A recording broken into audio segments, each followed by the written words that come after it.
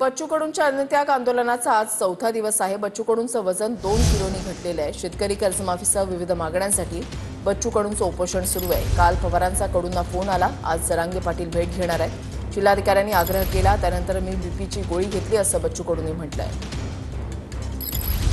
मला बीपीची गोळी 5 वर्षापासून चालू आहे आणि ते मी घेणं बंद केली होती। कलेक्टरने आग्रह केला का ते बीपीची गोळी तरी तुम्ही घ्या। आता मी ते घेत आहो 3 दिवसासाठी, त्यांचं ऐकतोय, नंतर बंद करेल।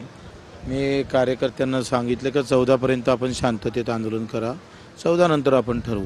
जरांगे पाटील येत आज भेट घेण्यासाठी सगळ्यांचं स्वागतच करतोय। उलट मला तर असं वाटतं का ओबीसी, मराठा, सगळ्या धर्माचे, सगळ्या पक्षाच्या लोकांनी शेतकरी मजुरासाठी उभं राहिलं पाहिजे। ते स्वप्न पाहत होते। उद्या ओबीसीचे पण असेल नेते किंवा जरांगे जरी साहेब जरी असेल, सगळ्यांनी येऊन शेतकऱ्यासाठी एकत्र यावं।